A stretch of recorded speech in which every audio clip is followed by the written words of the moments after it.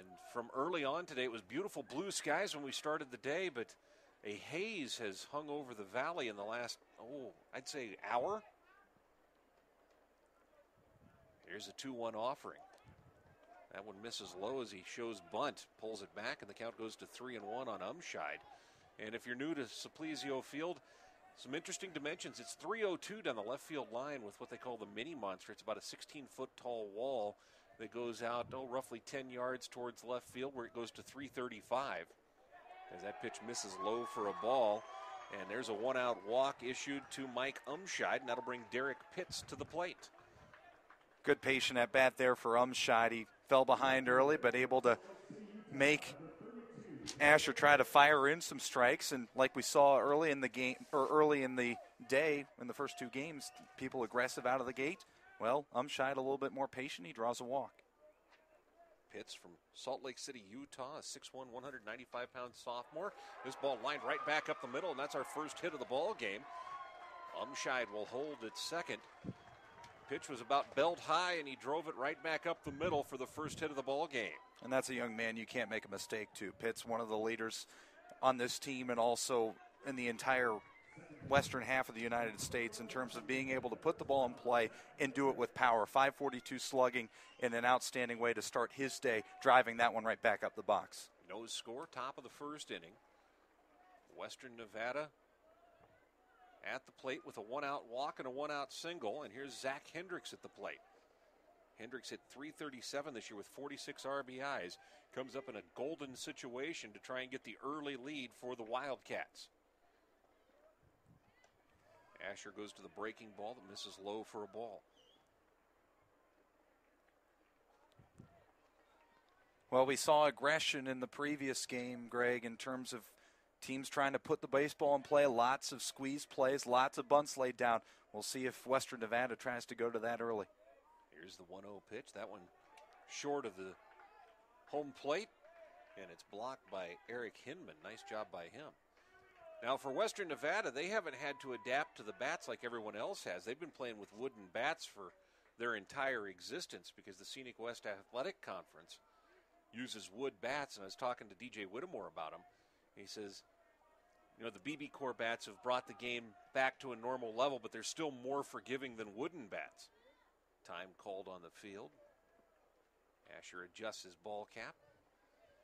Now looks in for his sign. Comes set at the belt, gives a glance at the runner at second base, and there's a fastball that hums in but misses high for a ball. Well, it's just that whole transition year that's gotten a lot of guys off track, trying to make that speed of the bat difference and, of course, where you can hit the baseball on the head of the bat in order to be successful. And Western Nevada having success this year. 3-0 pitch misses inside. So with one out, a pair of walks and a single, and the bases are loaded for Bobby Pappin. It's those nerves of game number one right there for you, Greg. You're talking about a young man who came in Alec Asher, only having issued 24 walks this year and giving up 2 in the first inning. Now he's in a major jam. Pappin, a right-handed hitter, hit .294 this year. Pappin, 6'3", 195 from Draper, Utah. Has the golden locks flowing from underneath his helmet. First pitch is low for a ball. And that'll draw the pitching coach from Polk State out of the dugout. Go out and talk to Alec Asher. So, just as you talked about, Ben, nerves playing a part here in this ball game. And while the crowd isn't as big as we saw earlier today with the crowd that was here for Iowa Western and San Jacinto, and even last game, because the winds picked up, a few people have ducked out. Still more people than these guys play in front of on a normal basis. Oh, no doubt about it. And you get the adrenaline of knowing that by the week's end, only 1 of 10 teams are still going to be standing, and with the opportunity to call themselves national champions, you feel like all the energy that you've built up over the weeks of preparation for this Polk State team, they haven't played since May 7th. You're talking about almost 3 full weeks of off time to sit here and think about this game. It's always a challenge for the team from Florida. They are always the first qualifier and always have the most time to kill. The 1-0 pitch misses low, and it's 2-0 to Bobby Pappen. And there's no doubt Asher looks very not at his best right now. He's missing the corners. He's trying to make that perfect pitch, and right now you can't afford to do that. You've got nowhere to put the base runner. Here's the 2-0 offering. Looks like he went to the slider that time. Misses low and away for a ball, and it's 3-0. Wildcats looking to get on top here early. No score, top of the first. Asher struck out Chris Woolley to start off the game, but since then, a walk, a single, and a walk, and the bases are loaded, and he pipes that one in for a strike, and the count goes to 3-1. Well, and a lot of fidgeting going on the mound. Right out of the gate, he looked very comfortable, but now Asher, especially with the base runners, having to work out of the stretch, doing a lot of fidgeting with his cap in between pitches and trying to get himself adjusted. Here's the 3-1 from Asher, grounded up the third base line into foul territory. Count is full. Big pitch early in this ball game coming up, Greg. An opportunity to try to get out of this inning with a ground ball, or at least try to put down Pappen, who is a very productive bat in this lineup in terms of being able to get on base. 16 RBIs this year for Pappen. Open stance in the right-handed batter's box. Here's the payoff pitch. Grounded up the middle, and that could be our Papa John's double play. It is. Colt Hankamer taps the bag with his right foot and fires on to first, and that is your cue to call on the Papa John's double play of the day. First caller gets, well, a Papa John's. Papa John's has two locations, one at the I-70 Business Loop, one on North Avenue right across the street from the stadium. Through the first half of an inning of play, a double play gets them out of it. There's no score on the Valvoline Express Care scoreboard. We head to the bottom of the first. This is the NJCAA Division I World Series presented by Alpine Bank on the team and NJCAA TV powered by iHigh. Leave your worries behind and unwind in Grand Junction, Colorado.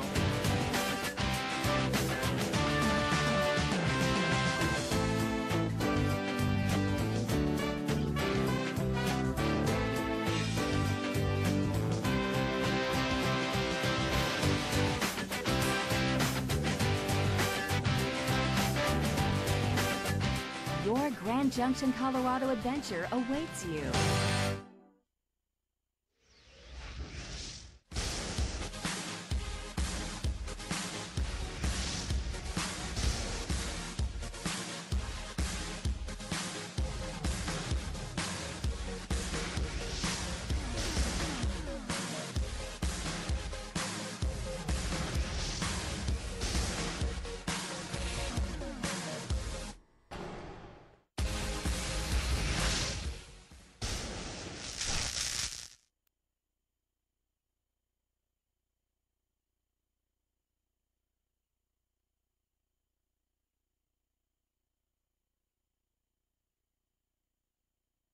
Field. We head to the bottom of the first inning. Take a look at our Whitewater Building Materials Who's on Deck. It'll be Connor Zerba, Colt Hankamer, and Michael Danner coming up. And Ben, that first inning, the double play, the pitcher's best friend, and it really helped out Alec Asher. Well, he was able to battle back in the final at bat of that inning against Bobby Pappen. He fell behind 3-0 in an opportunity to perhaps walk in the game's opening run, but instead battled back to 3-2, fired a slider on that final pitch of the at-bat that dropped in a little bit late. Pappen got over the top of it, rolled it over to the shortstop, and a very well-executed 6-3 double play to get the Eagles out of the inning. So Connor Zerba stands in to lead off the the bottom of the first inning for Polk State College out of Florida. They're in Winter Haven, Florida. 45-10 was their season record. First pitch misses inside for a ball from Andrew Wick. Wick 7-2 this year with a 1.77 ERA. He did have 3 saves, 71 in the third innings pitched. He walked 23, struck out 87. Righty deals, and that one is in for a called strike, and things even up at 1-1. Not your standard right-hander build, 5'10", 180, but he gets the job done, can fire it up over 90. out of Briar, Washington. Corner's playing in. Try and cut the bunt just in case. That one misses low for a ball. 2-1 the count.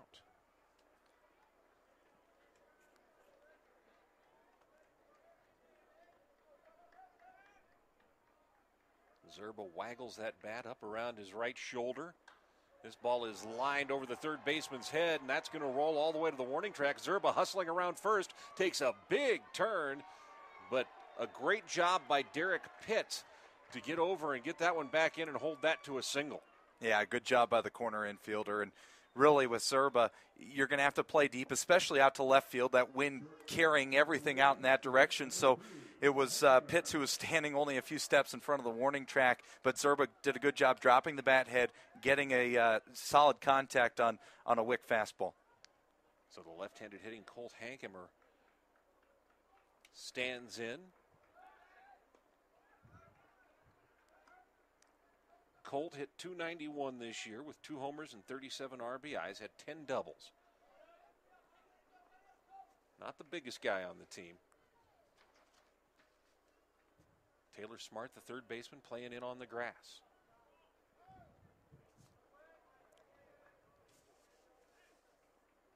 Colt was born in Ras Tanura, Saudi Arabia.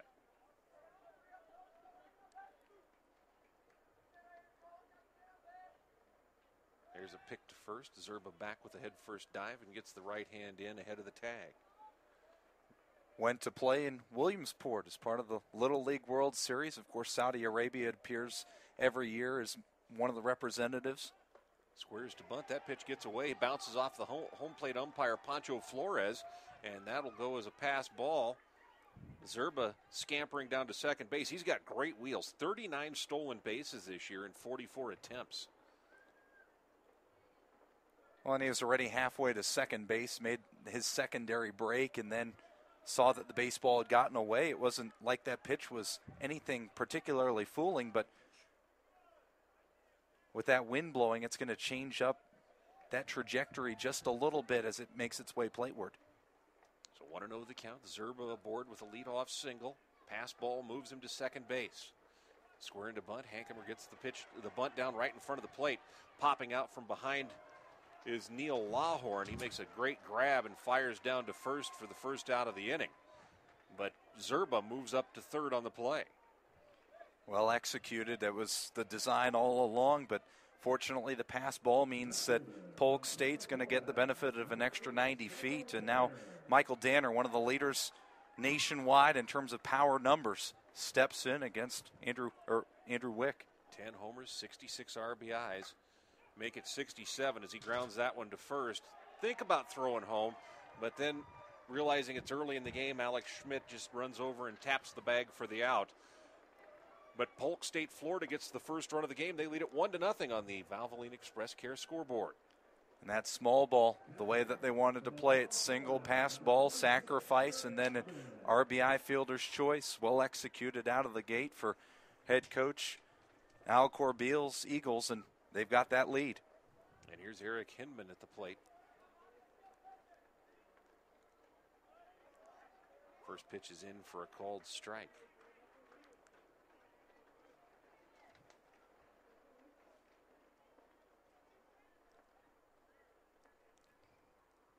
Make that actually Eric Hindman. Counts 1-1. Hindman from Ocala, Florida. Right-hander, a little waggle in his stance. At the plate with 2 down. Here's the 1-1 pitch. Out in front, and this one is looped foul down the left field line.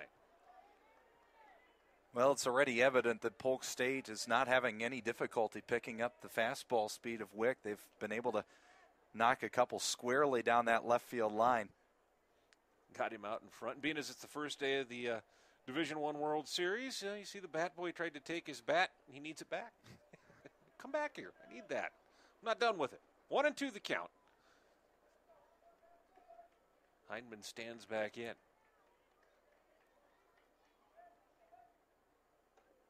That pitch misses outside, and it's 2-2. yet to see a ball put high in the air yet today, but you mentioned at the outset, Greg, with the wind blowing in, some of the haze and dust has kicked up. We've gone from blue skies now to gray. The ceiling is going to be incredibly difficult to pick up the baseball on high fly balls. Wick winds and deals, and that fastball's in for a called strike 3, and that's your cue to call. That's the Bananas backwards K. Call in for your chance to win right now. First one in gets an unlimited day pass to Bananas Fun Park, where kids and adults alike can go. Go-karts, bump and jumps, laser tag, arcade, so much more. Bananas can help make your next event even more exciting. That's your cue to call on the Bananas backwards K. 1-0 our score on the Valvoline Express Care scoreboard. We head to the second inning. This is the NJCAA Division I World Series presented by Alpine Bank on the team at NJCAA TV, powered by iHigh.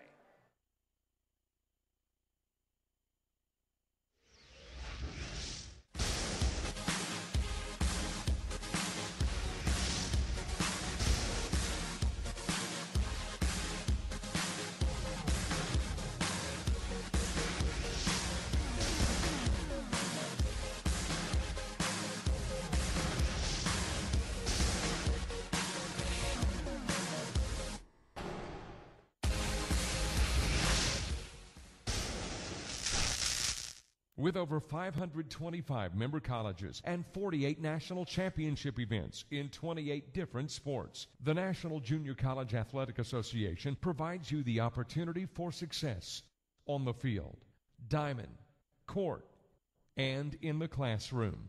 The NJCAA. Opportunities start here. For more information, visit www.njcaa.org.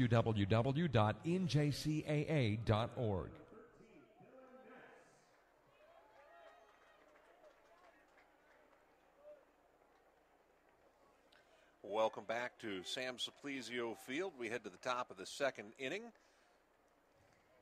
1-0. Polk State leading it. First pitch swinging. Dylan Ness puts a charge in this one way back deep left field, and that one is gone. A solo home run to lead off the second inning by Dylan Ness.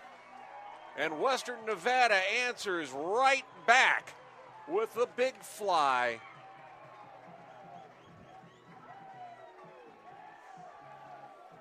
Well, just a mistake there from Alec Asher. He left that one up, and we saw the aggression in the first inning for Western Nevada, and they ended up getting some payoff for it there. Ness just blistered that one. High arcing ball, and once it gets up in that jet stream, there is no doubt it's going to leave the ballpark.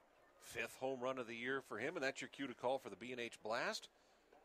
You win a B&H t-shirt, 242-1340, by the way, the number for the contest line. B&H has all your athletic needs during the regular season. They're also the official supplier of all the souvenirs here at the Junior College World Series. The 1-0 pitch misses low for a ball, and the count goes to 2-0 on Alex Schmidt. 1-1 our score on the Valvoline Express Care scoreboard. Solo home run tying things up, leading off the second inning. And it'll likely settle down Western Nevada, who probably felt like in the dugout they should have gotten at least a run out of the first inning. Now all of a sudden they've gotten that run via the big fly and probably are going to settle down the nerves a little bit more. There's a fastball that misses high. Count 3-1 on Alex Schmidt. Schmidt hit .291 this year with a homer and 23 RBIs. Lines this one into right field, and a home run and a single, and Western Nevada's bats are awake here in the top of the second inning. Well, another pitch that missed according to where Asher would have liked it to go. That one over the heart of the plate, and just a good piece of hitting there from Schmidt. Yanked around it and drilled it into right field. Neil Lawhorn stands in. Lawhorn, 6'2", 205 out of Las Vegas, Nevada. Hit .288 this year, squares to bunt and fouls that one back to the screen. Here in the second inning, it's time for our Sorter Construction JUCO trivia question. Our trivia question today relates to hits in a ball game. We've seen some big hits earlier on here this morning and afternoon. What's the record for the most hits in a game by a single player? Very interesting. There have been some games here. I remember one between Seminole and San Jac about 12 years ago. I think between the two teams, they combined for something like 48 hits. There's a fastball. Squaring to bunt is Lawhorn, pulls the bat back. And the count is 0-2 on Neil Lawhorn. And especially in the era with the aluminum bats that had very few restrictions on them, you saw some guys rack up a lot of hits. All right, without telling us who it is, how many hits were hit in that game? How many hits did they have in that game? 6 times hit safely in one ball game. Later on in the inning, we'll give you the answer to our Sorter Construction JUCO trivia question. 1-2 the count. I can think of some guys that you could throw out there. There's a swing and a miss, and Asher has his second strikeout of the game. I mean, of course, Kirby Puckett being a good guess. It's going to require a game to go either very long or be very high scoring. And, of course, you could go 6 for 6, but you're probably looking at more like 7 or 8 at bats in the course of a game. Here's Taylor Smart. 1-1 our score, top half of the second inning, rather. Smart, the 9-hole hitter. There's a pick over to first. Head first dive. And Big at bat a moment ago for Asher to get Lawhorn, and again it was the off-speed pitch that was able to finish him off, 81 miles an hour with the off-speed to get the first out of the inning. Goes to the breaking ball. That one misses high, 1-0. Smart steps out, collects himself, now gets back in the box. 1-1 our score, top half of the second inning. A home run to lead off the inning for Dylan Ness. Alex Schmidt with a single stands at first. And Neil Lawhorn struck out, and Taylor Smart at the plate now.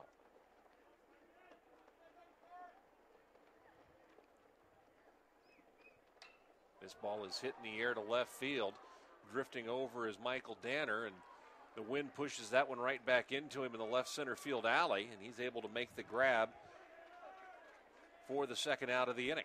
And that's how fine of a line it is, Greg, with this wind barrier almost essentially flying in out of right center now.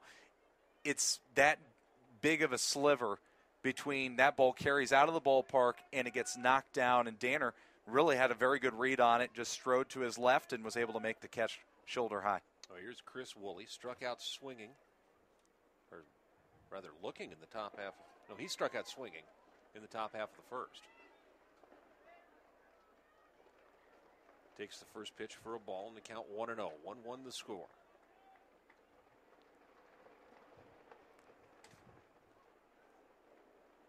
Woolley from Boise, Idaho.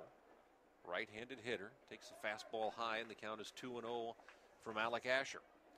It's amazing looking up and down this Western Nevada roster. Not a single player hails from Nevada on the entire squad. It's rather curious, but it is a very nationally represented Wildcat team.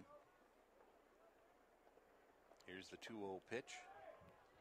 That one's high and inside for ball 3. Carson City, Nevada, the home of the Western Nevada College Wildcats, just started their program 7 years ago, and this is their third trip already to the Junior College World Series. There's a fastball in for a called strike, and it's 3-1. And what's spectacular, in 7 years, Greg, 28 players have gone on to be drafted by affiliated ball clubs. And there will be more after this year. No doubt about that. Almost guaranteed. Here's the 3-1. This one is hit in the air to center field. And Ryan Newth had him played almost perfectly. Makes the catch for the third out of the inning. A solo home run by Dylan Ness leading off the inning. Ties things up. It's 1-1 through an inning and a half on the Valvoline Express Care scoreboard. This is the NJCAA Division I World Series presented by Alpine Bank on the team and NJCAA TV, powered by iHigh.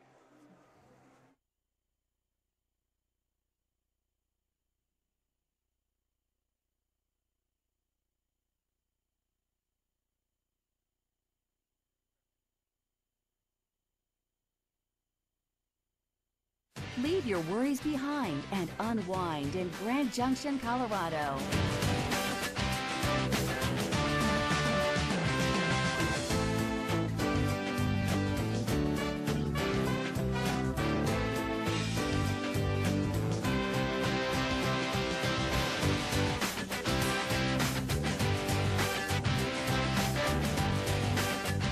Your Grand Junction, Colorado adventure awaits you.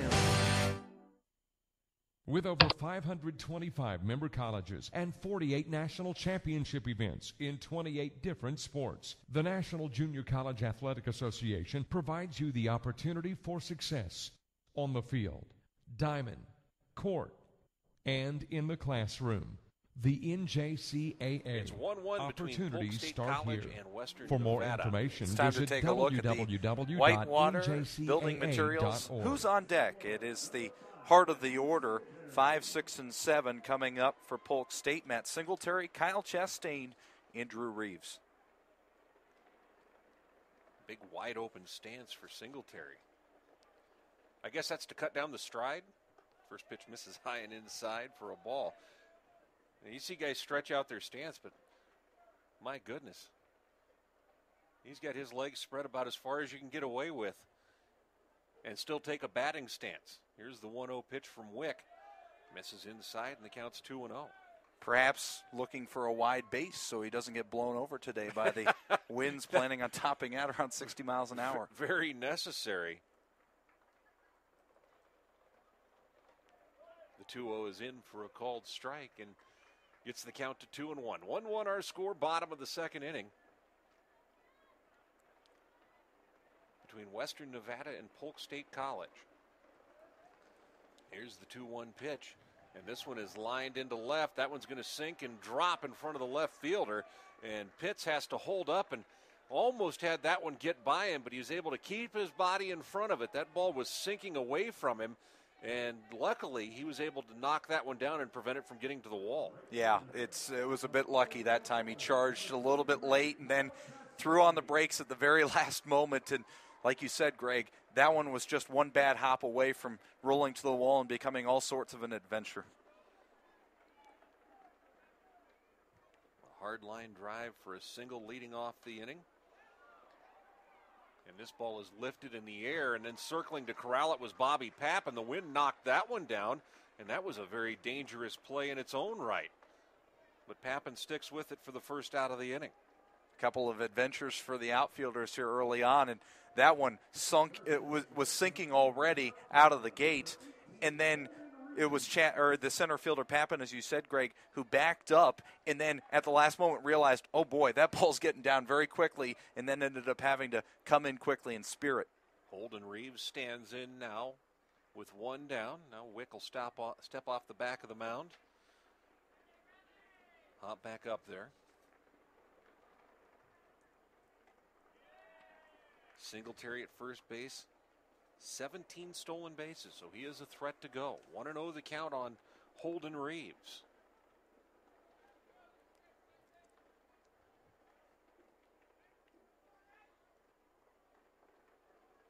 Wick taking his time on the mound, now time called at the plate. Wick was being very deliberate, probably trying to see if they would give away if they had a play on.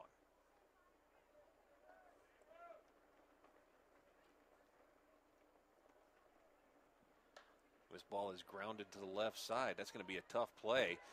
And not in time. The third baseman, Taylor Smart, grabbed it, tried to go the short way. I don't know if he'd have had a play at first at all. And beating it in there was Singletary on a very slow roller to the left side. Yeah, it was a tough decision, and it was a bang-bang play out at second base. Didn't please the Western Nevada faithful, but all the same, it was going to be a difficult play just because of how slow that baseball did take to get off the infield grass. And Alec Asher will come to the plate. a 286 hitter this year.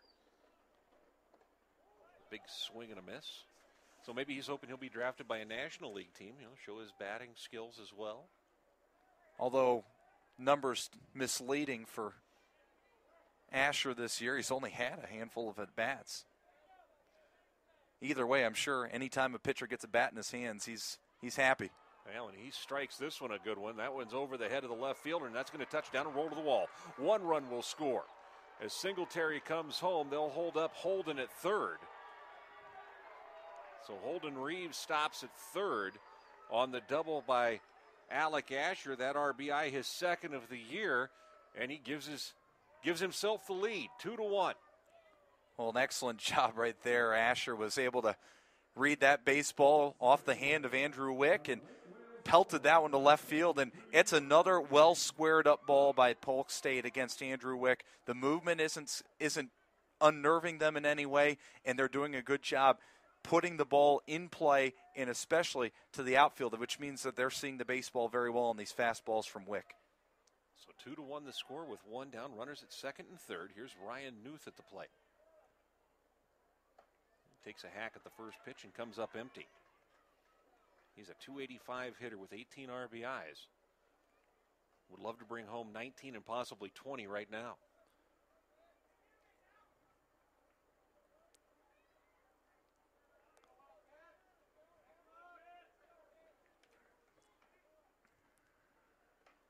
That one cued off the end of the bat, foul.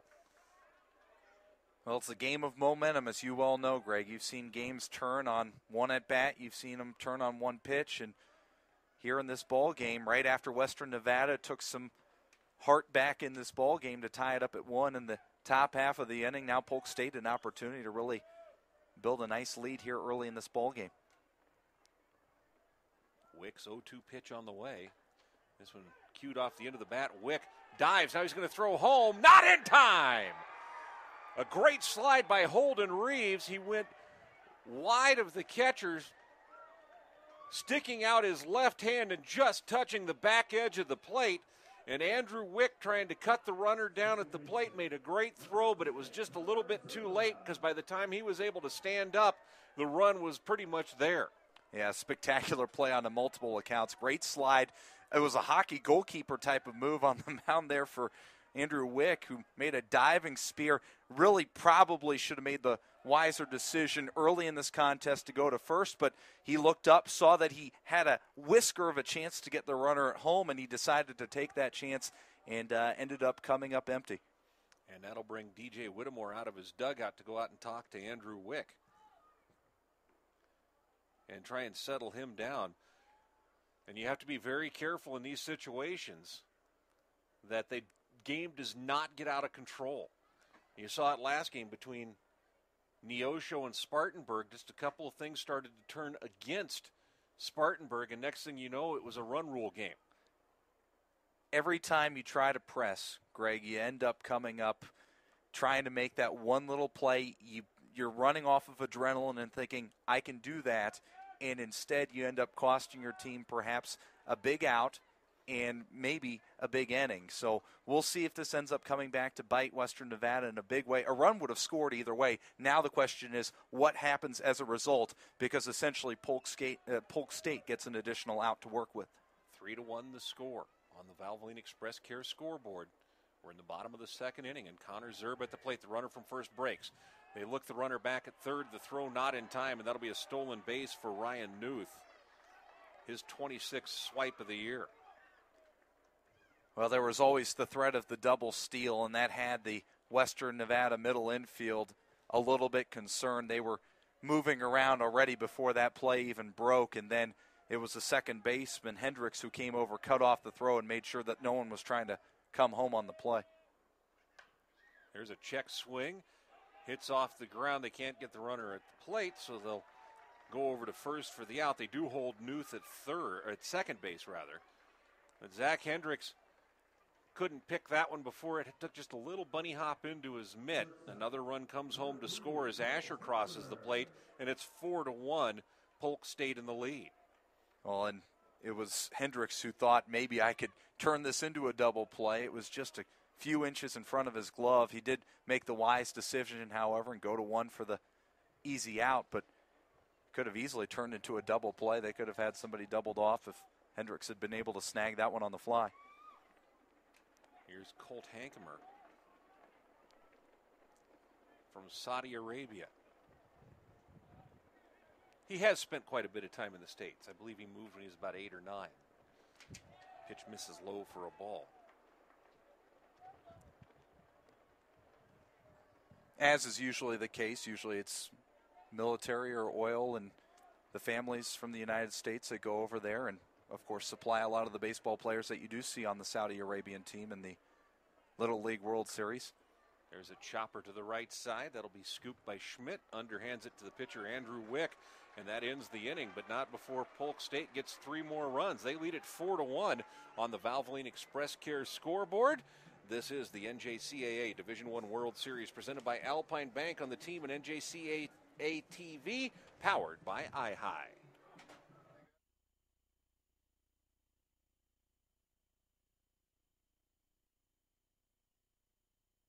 Leave your worries behind and unwind in Grand Junction, Colorado.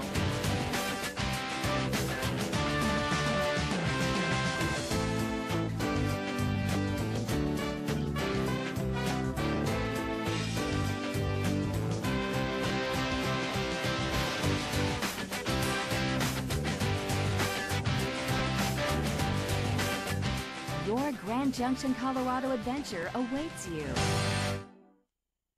With over 525 member colleges and 48 national championship events in 28 different sports, the National Junior College Athletic Association provides you the opportunity for success on the field, diamond, court, and in the classroom. The NJCAA. Opportunities start here. For more information, visit www.njcaa.org.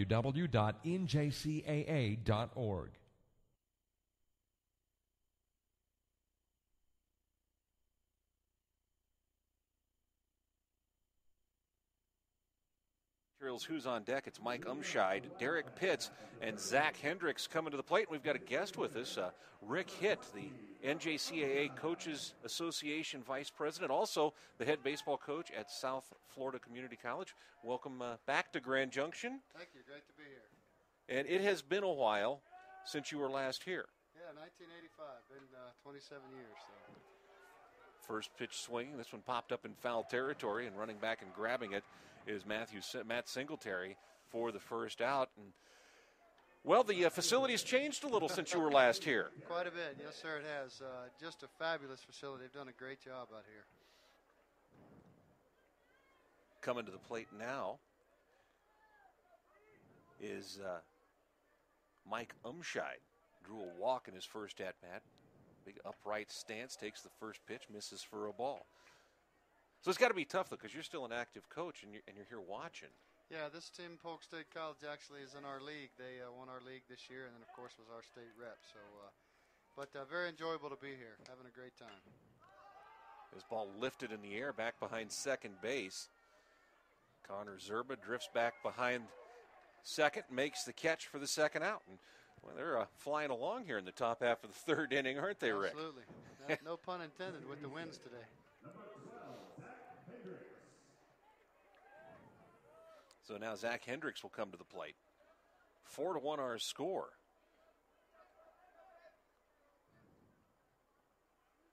Asher looking in, trying to make quick work of the Wildcats here in the third. That fastball's at the knees for a called strike. Now you get to see the Florida team represented here this afternoon. Do you have any extra vested interest in seeing someone from the Sunshine State do well in this tournament? Well, I think absolutely. I mean, I think we're all fans of our region, of course, But a very good friend of mine is the athletic director of Polk State. This is their first trip here ever, and he's been the AD and the former baseball coach for years. So it was great to see him have an opportunity to come out here with his team. And Coach Al Corbeil has been here before as a player with Manatee Junior College in, I think, 99. And he's done an excellent job since getting the job at Polk State the last couple of years. So to answer your question, yeah, a lot of fun. Here's the 1-2 pitch to Zach Hendricks. That one misses low and evens things up at 2-2. Now you have a role also as part of the Baseball Coaches Association. What does that entail? Well, basically, my responsibility here this week is just to help in any way that I can. Also introduce our Hall of Fame inductees last night at the annual banquet, which was a lot of fun. Just a great event put on by the group here at Grand Junction. And also to work with the All-American Committee a little bit on the All-American selection for the year. And then obviously be traveling back early next week. So. After that one was fouled off, here's a 2-2 pitch on the way to Hendricks. Sets up outside, misses low away, and the count is 3-2. And I see you've been instrumental in some projects, in particular in Holland, that took a team there. Yes, we did. We were part of the group that went to Holland a couple of years ago for the NJCAA, and just a great trip. We had a great group of players and outstanding staff that went. NJCAA folks were extremely supportive. We had a lot of sponsors and folks that helped us get there. Great experience for all the young men that were on the team and the coaches and the staff that went. And representing your country always is something that you can be very proud of. So something we did and took great pride in. That pitch misses high, so Hendricks is aboard with a 2-out walk, and that'll bring Bobby Pappin to the plate. He grounded out to the shortstop in his last at-bat. And we're speaking with Rick Hitt, head baseball coach at South Florida Community College, also the NJCAA Baseball Association's VP. This ball lifted in the air to center field. That'll end the inning. It was a very quick one, so would you mind sticking around another half inning? No problem. Be happy to. All right, so a 2-out walk does not hurt Polk State, Florida. The score is 4-1. Polk State leading Western Nevada on the Valvoline Express Care scoreboard. We head to the bottom of the third. This is the NJCAA Division I World Series, presented by Alpine Bank on the team and NJCAA TV, powered by iHigh.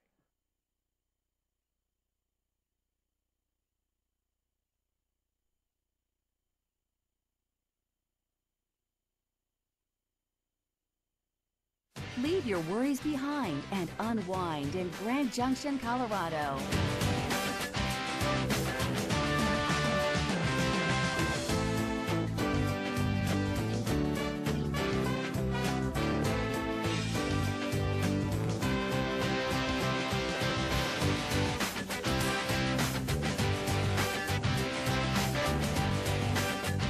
Your Grand Junction, Colorado adventure awaits you.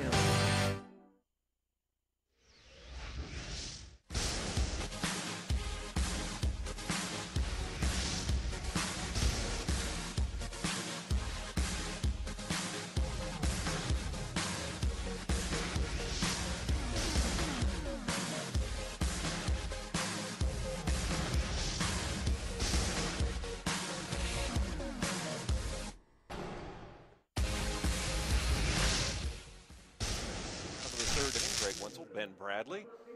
4-1 the score. Polk State, Florida leading it, and we're joined by Rick Hitt of the NJCAA Baseball Coaches Association. He's the vice president, also the head baseball coach at South Florida Community College. And as we head to the bottom of the third, it's Michael Danner leading things off for Polk State. Corners, or the third baseman rather, playing in. That pitch misses high. And I got to ask you, you were here in 1985. What is the one thing you remember most about playing in the Junior College World Series? Just really, more than anything else, the people here. Just the opportunity to be someone that little kids came up to and asked for autographs and sweatbands, and just the way this entire event was and how special they made you feel as a player and as a representative of your school when you got here. I think that was obviously the competition. You always remember that, and you always remember where your team finished. But at the end of the day, I think it really was the people here at Grand Junction that just made you feel very, very special when you came here. The 1-1 pitch fouled off out of play down the left field line. And I know you, being an active coach, probably still have hopes of trying to get back here every year, don't you? Absolutely. Every year it's a goal of ours, just like it is everyone else's that starts the season. And everybody has the same shot when we start the year. So we'll get back to work next year and hopefully try to get a chance to get out here.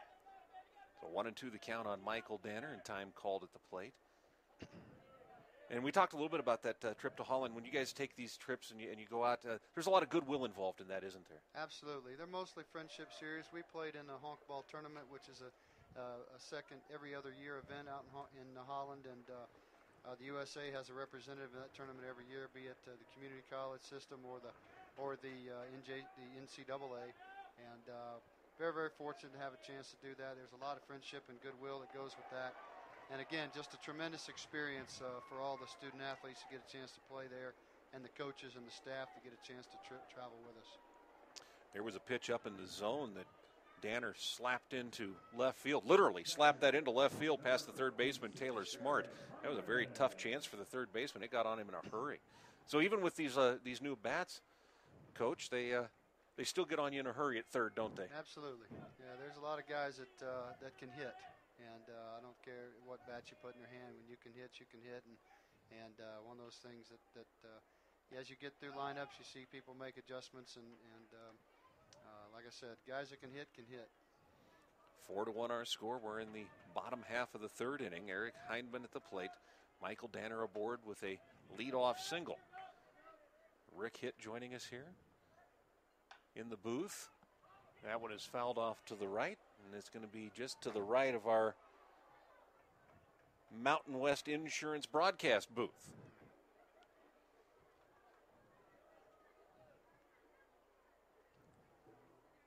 And so you say you're in town all week, and you give us a little hint of what you get to do. So basically just be here till the first of the week, and like I said, participate in the banquet last night, be a part of the group that helps with anything they can, work with the All-American Committee from the NJCAA, and then obviously have a chance to learn a little bit more about Grand Junction. It's been a long time since I've been here, so I have a little free time to drive around a little bit before the tournament started yesterday, and just a great experience to come back out here and have a chance to be around, obviously I'm from Florida, so where it's very flat, and to come out here and see the mountains and things like that, it's a different kind of trip for me, so I'm having a great time.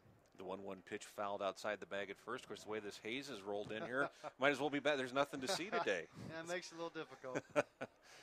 Well, talk about that. How difficult are these type of conditions to play in? I think obviously that it's a little bit different when you're playing this kind of wind, but I think for the most part, guys are going to do whatever they can to have to make adjustments to play, and I think that's just player to player. I think everybody does that a little bit differently. Coaches will coach the same, and probably not over-exaggerate the conditions too much. That one fouled off the facing right above us. I've seen the guys in the NJCAA booth duck in the last game. Yeah, they're working on their athleticism over there. Talk a bit about the banquet, because it was so special. Induction of a couple of great coaches who were, of course, out on this very same field in years past, and there was a great coach to talk about all the success. Don Meyer, one of the greats in any sport. Talk about the banquet last night. Absolutely, the banquet again was a tremendous success, and our Hall of Fame nominees and inductees did a great job last night. Obviously, been guys with longevity within the game and at their institutions, and obviously all the positive impact that each of those guys have made on the lives of student athletes and the impact they've had at their institutions is obviously speaks for itself when you read their bios. And then, of course, Coach Meyer, what a tremendous message he had again last night. What a tremendous story he is, both as a person, as a coach, and just really, really inspirational for me. I thoroughly enjoyed sitting listening to him last night, and just an excellent speaker and just a fantastic person. On the 1-2 pitch, Michael Danner swiped second, got underneath the tag. A very close play at second base. Nobody down and a runner at second as that pitch misses low for a ball, and the count is 3-2. And I'll give Don Meyer a plug. Buy his book, because after hearing him talk last night, I think there's so many gems of wisdom in there that you need to pick that up and make it part of your library. Absolutely.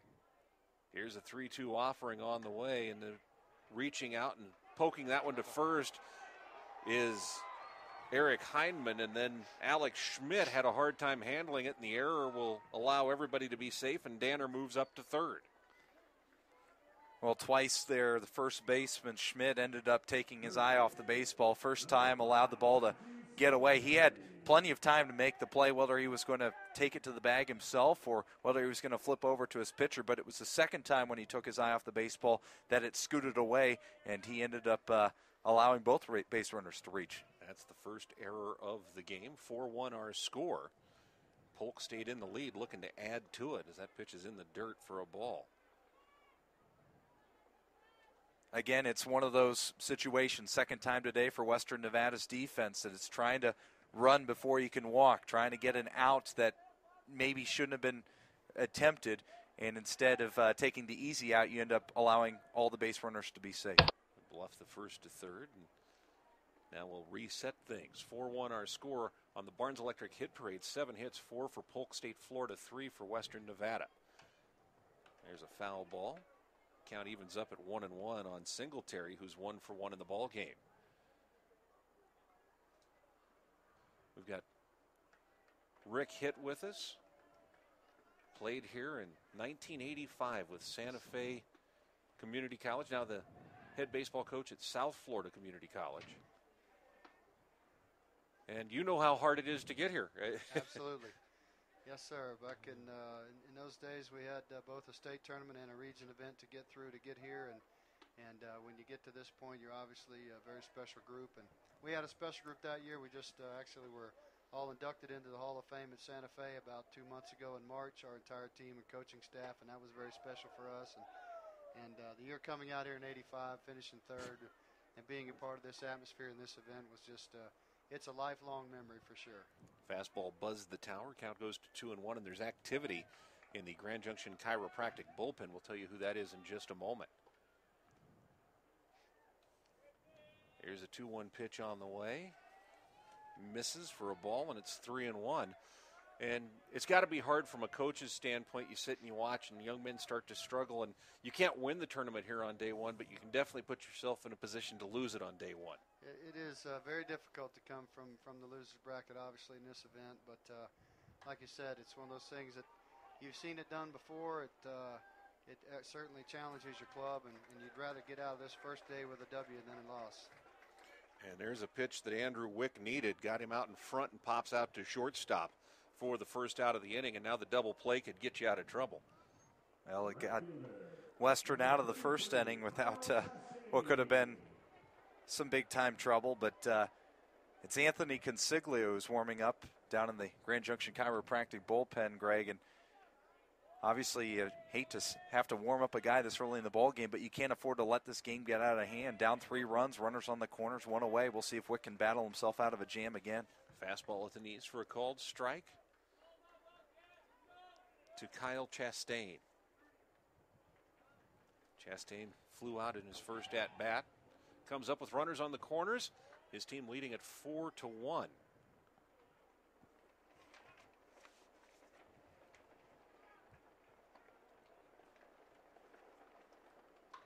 This ball is lined to third, and a great job by Taylor Smart. He climbs the ladder and snatched that one from being a double to the wall.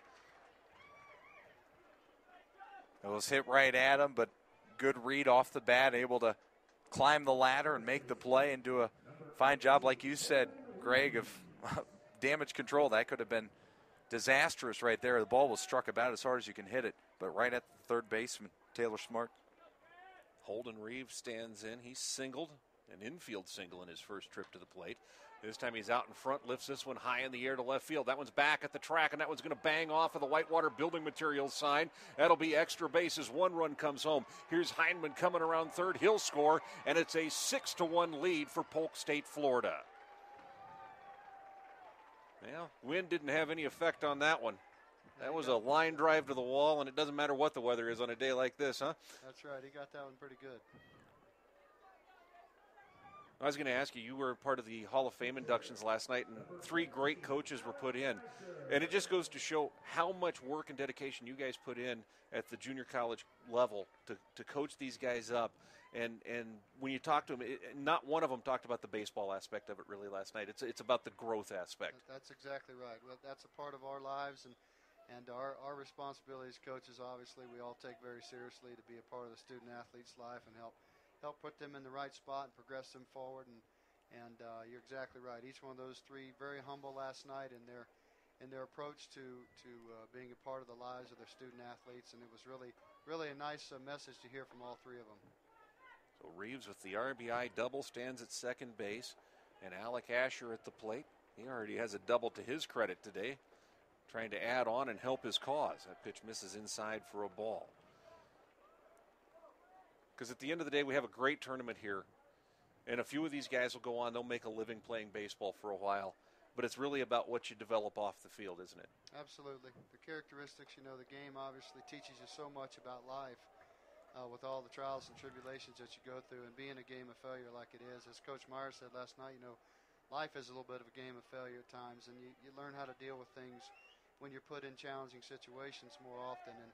And also, as you said, a percentage of these guys will go on to play and might make it a professional baseball, and some will be in four-year schools, and they'll complete their degrees and move forward and get a job and go out and, become husbands and fathers and raise their children and be products of our society. And those are the most positive impact, I think. That's the most positive impact I think we can try to make on them, is be those good character role models for them and help them to understand how life's supposed to be lived.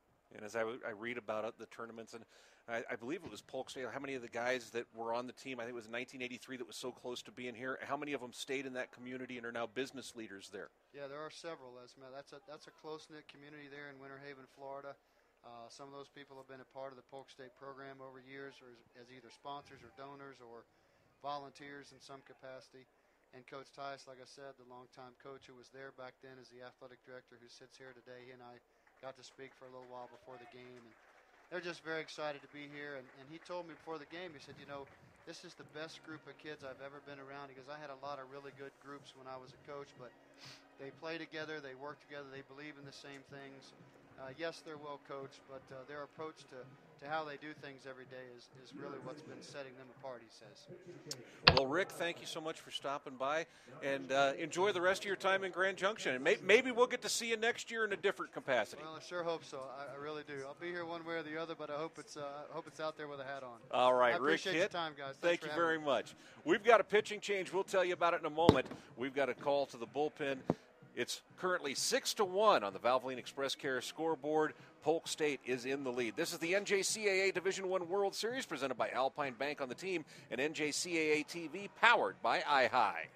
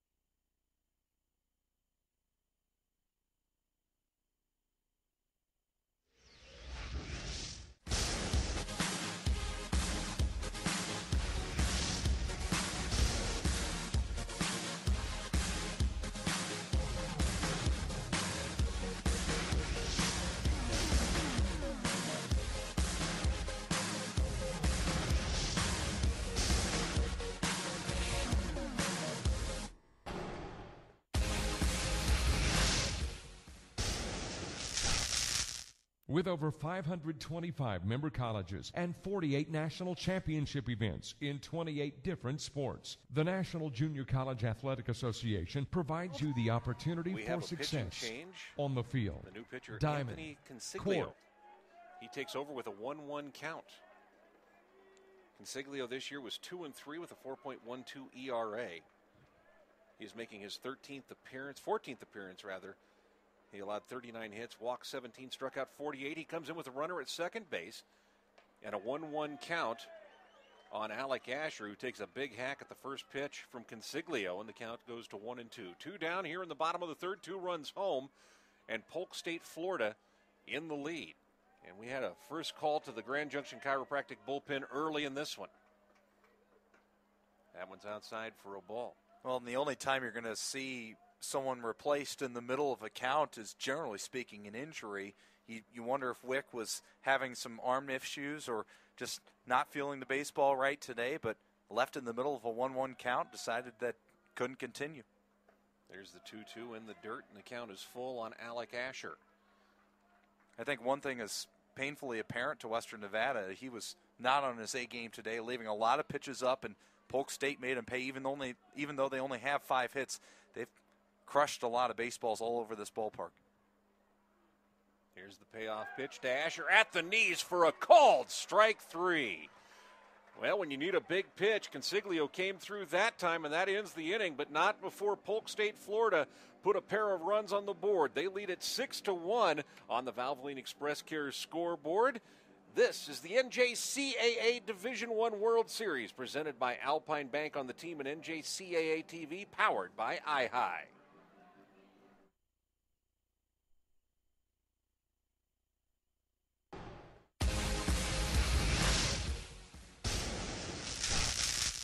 With over 525 member colleges and 48 national championship events in 28 different sports, the National Junior College Athletic Association provides you the opportunity for success on the field, diamond, court, and in the classroom.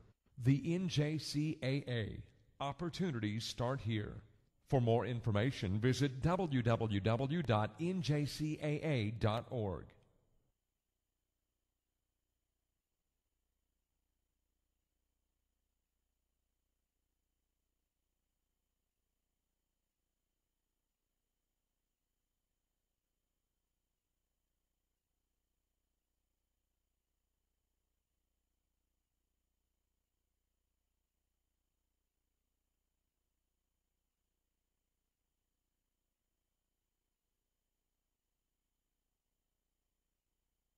Field 6-1 the score. Greg Wenzel and Ben Bradley in the Mountain West Insurance broadcast booth, and here for play-by-play for innings 4 and 5, Ben Bradley. Thank you, Greg. It is the 6, 7, and 8 part of the order, and the Whitewater Building Materials who's on deck. Alec Asher mowing through the last couple of innings. He's only allowed 1 run on 3 hits. His offense staked him out to a 5-run lead, thanks to 1 in the first, 3 in the second, and 2 in the third. But Western Nevada trying to answer back with Dylan Ness at the plate. The sophomore right fielder shows bunt, pulls back, and takes a called strike. And count 0-1. Game just tipping past the hour mark here at Sam Simplesio Field. Asher working from the wind-up, the big righty, ready to deliver, and he'll fire down and away for ball 1. Well, it's time for the answer for our Sorter Construction JUCO trivia question. Who has the record for the most hits in a single game by a single player? There's a ball pelted into right center, drifting over is the right fielder, and making the play on it is Chastain for out number 1. I know you were angling for a guess, Greg, and Kirby Puckett would be probably a good guess for most of the offensive single game and career numbers here at the JUCO World Series, but it was not Kirby Puckett. I didn't figure it was. It was too easy if it was. Terry Scott out of Walters Community College in Tennessee, 6 hits in a ball game back in 1984. As the next man at the plate, Alex Schmidt, lifts one down the left field line, making a leaping effort down the fence on the left side is Michael Danner, but that one drops just a bit out of his reach and into the bleachers. And the count is 0-1 to Alex Schmidt. Danner gave a great effort down the line. On a different day, that was an out, probably in fair territory. But as that wind continues to push the baseball over towards the left field foul pole, that one just had enough oomph to get into the second row. And Danner, his effort goes for naught as there's a swing and a miss, and Schmidt's behind quickly, 0-2. One away, top of the fourth, 6-1. Polk State leading Western Nevada here in the Junior College World Series presented by Alpine Bank. The righty delivers. There's a ground ball. It's off the glove of Asher. It's going to roll away from him temporarily, but he hops up off of the mound, scoops it up, and on a spin, he's able to fire over to first in time for the second out of the inning. Great job by Asher to stick with that one. Pounced on it like a cat after it bounced off of his mitt, and actually had plenty of time to make the throw. Usually, once it's off the pitcher's glove, it's no better than 50-50 that you're going to be able to record any out. But fine play there by Asher, recognizing where the baseball went and then responding accordingly. First offering to the catcher, Neil Lawhorn, is down, and it's 1-0. Well, Western Nevada, it's still early in this ball game, but as we saw in game number 2, as the 1-0 offering is over the heart of the plate, now 1-1 to Lawhorn. When Neosho ended up just tacking on runs after runs, and before you knew it, Spartanburg was run ruled in 7 innings. Western Nevada trying to avoid that same fate, but down by 5. They're starting to get in dangerous waters unless they can charge up their offense, as Lawhorn's now trailing 1-2. Asher ready with the delivery. And there's a swing and a miss. And to apply the tag, just to be sure, is Hindman, the catcher. It's out, number 3, and down in order go the Wildcats here in inning number 4. Back in a moment. This is the Junior College, the NJCAA Division I World Series presented by Alpine Bank on the team and NJCAA TV, powered by iHigh. Leave your worries behind and unwind in Grand Junction, Colorado.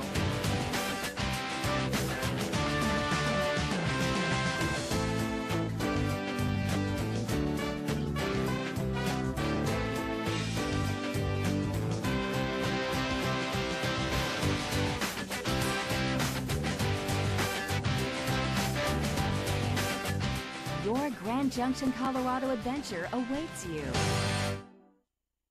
With over 525 member colleges and 48 national championship events in 28 different sports, the National Junior College Athletic Association provides you the opportunity for success on the field, diamond, court, and in the classroom. The NJCAA. Opportunities start here. For more information, visit www.njcaa.org.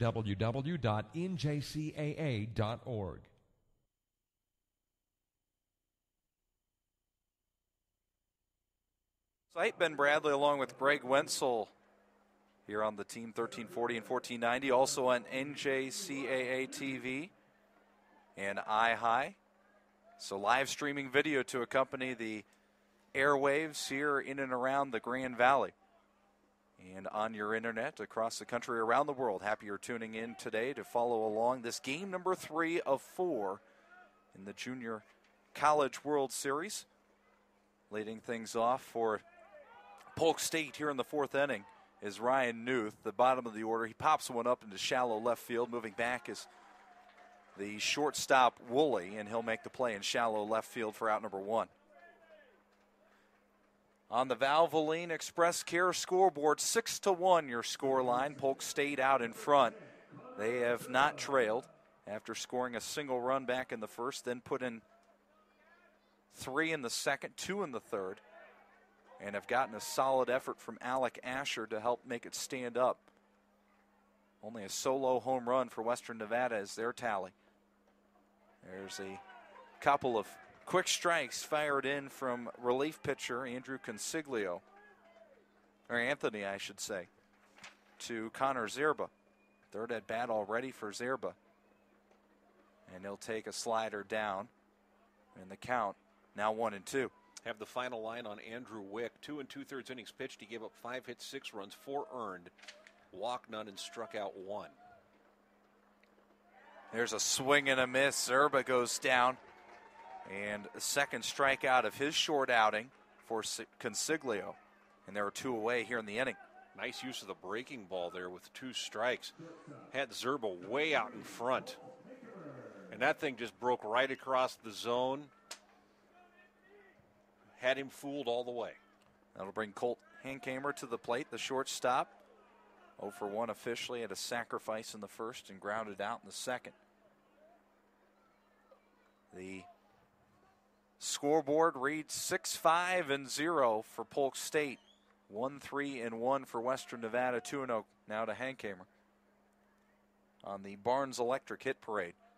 Only 5 hits, but they've produced 6 runs for the Eagles. Ground ball left side, shortstop backhands it, and it's Woolley who's able to easily retire Hankamer for out number 3. So back-to-back 1-2-3 innings. Put up a rare goose egg on the scoreboard, and we head to the 5th at the score 6-1 on the Valvoline Express Care scoreboard. Back in a moment. This is the NJCAA Division I World Series presented by Alpine Bank on the team and NJCAA TV, powered by iHigh. Leave your worries behind and unwind in Grand Junction, Colorado.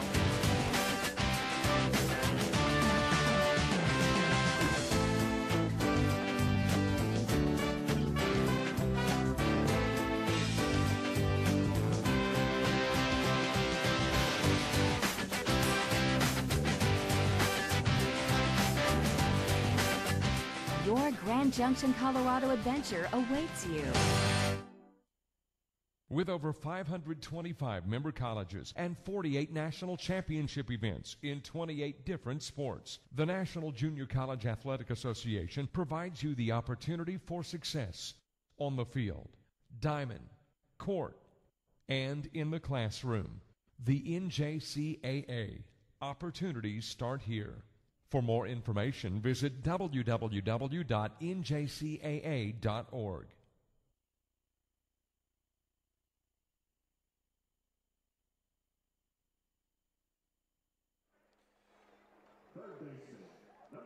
From the Mountain West Insurance broadcast booth here at Sam Simplesio Field, Ben Bradley, Greg Wenzel, top of the fifth, JUCO World Series, 6-1. Polk State out in front of Western Nevada as Alec Asher, the hard-throwing right-hander for the Polk State Eagles out of Winter Haven, Florida, looking to continue what has been a consistent outing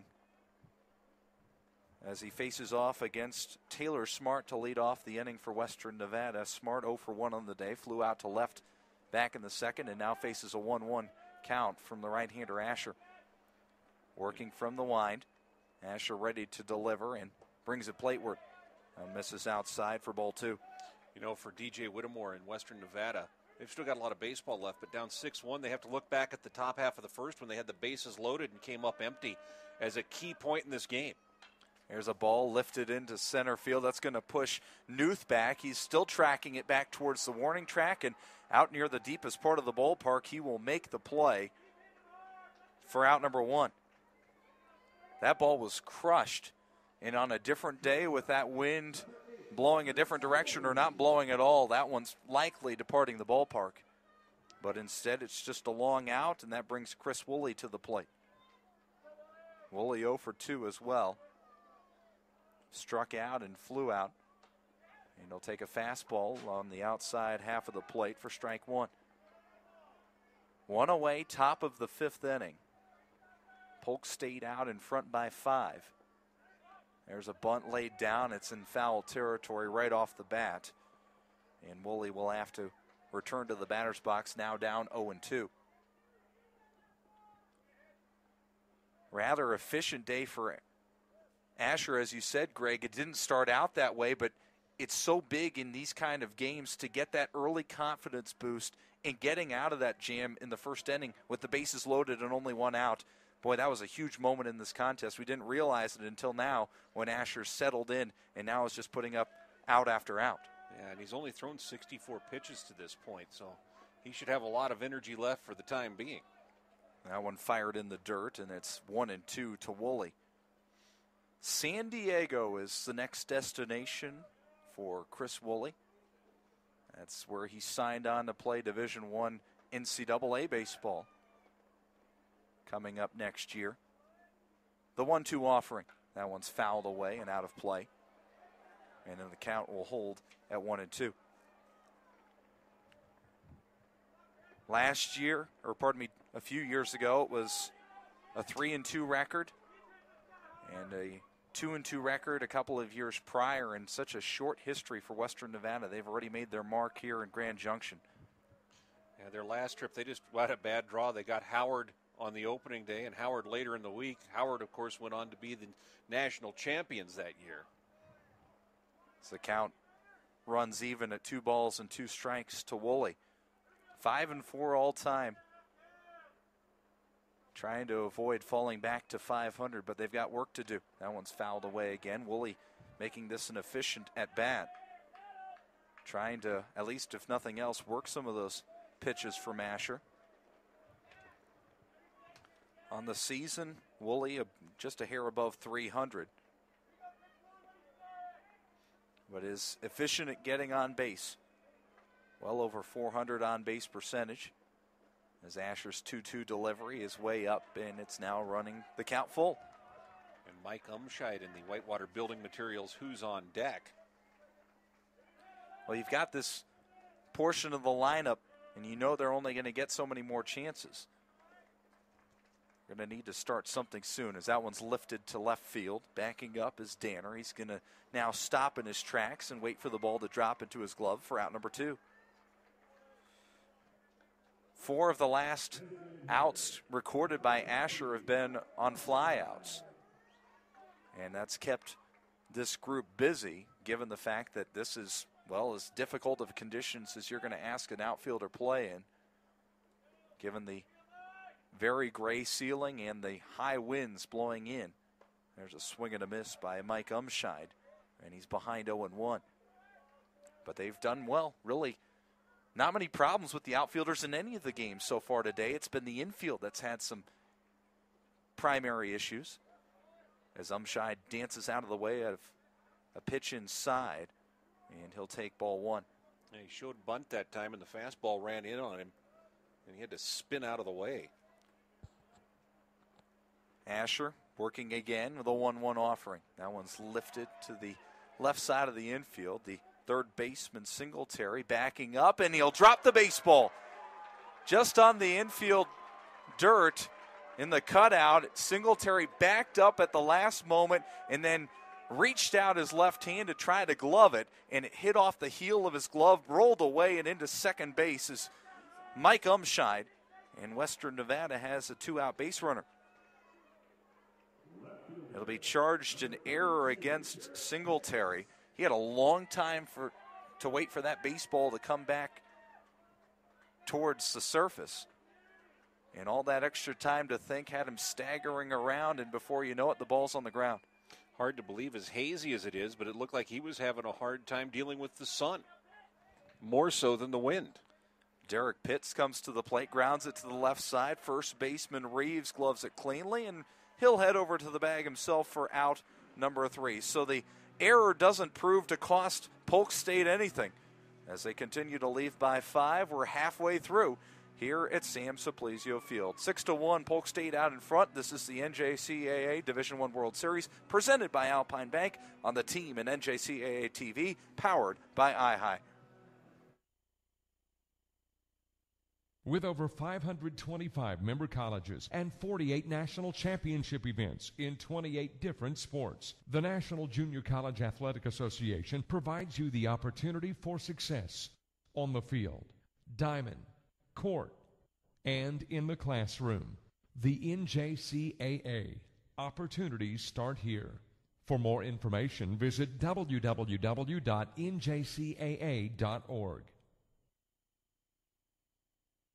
Leave your worries behind and unwind in Grand Junction, Colorado.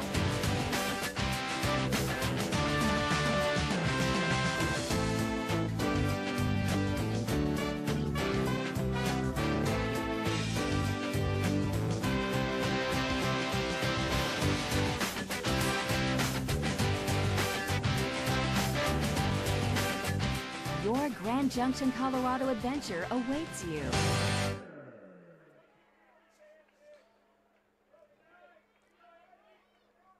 Bottom of the 5th.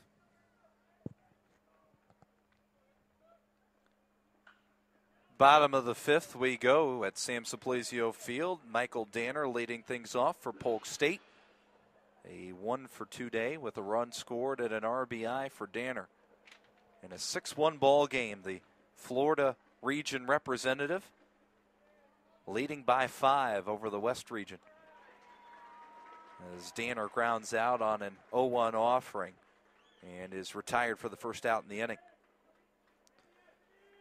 Suncoast Conference champions, the Polk State Eagles. They won their state tournament for the first time since '92 and then moved on to advance to the Junior College World Series for the first time in school history. As Eric Heinman steps up, reached on an error and scored back in a 2-run third inning. Is also struck out as Anthony Consiglio continues to work on the mound for the Wildcats of Western Nevada. This one's lined into right field. It's going to drop in fair territory. Taking a wide turn at first is Hyman. He's going to head into second, standing up, and it's a double for Polk State. Their catcher comes up with a base knock the other way, and in doing so, gives them a one-out base runner. Not that it would have made much difference, but Dylan Ness bobbled the ball when he went to pick it up. I don't think they'd have had a play on Hyman going into second base anyway, but that's just one of those things that as a coach you look at and go, you got to pick those things cleanly, because you know how coaches think. Even if it doesn't affect that particular play, it's just a matter of what is your mindset and how do you accomplish things later in the game. Singletary takes the pitch down low, and it's 1-0. First hit allowed by Consiglio here in now his third inning of relief. Away from second is Hyman. There's the offering, chopped at the plate, foul by Singletary, and the count 1-1. That one bounced up off the plate and I think hit him in the right shoulder. Hyman ready to go, and as is home plate umpire Pancho Flores. Hyman leaning back towards second, but he'll not make any move whatsoever as Consiglio brings it towards home plate and fires in for ball 2. Head coach Al Corbeil standing down in the third base coach's box, barking instructions to his base runner as this one's lined into left field. That's going to be a base hit. Holding at third is Hyman, and there are runners at the corners for the Polk State Eagles here in the 5th inning. That one just got by the diving third baseman Taylor Smart, rolled into the outfield grass and hit sharply enough you don't think about sending your catcher home from second, especially leading by 5. That is the 7th hit on the Barnes Electric hit parade for Polk State, Florida. They've been able to cash in on pretty much every opportunity they've had in this ball game. Now Consiglio having to work from the stretch. Runner at third is Hyman. Runner at first, Singletary. As that one runs inside and it'll hit Kyle Chastain. So Chastain reaches for the first time today, and that loads the bases with one away in the 5th. That'll bring Drew Reeves to the plate, holding his given name. Drew is what he goes by. So far today, 1 for 2. He reached on a fielder's choice and scored, and has also doubled in a pair of runs on a laser to left field.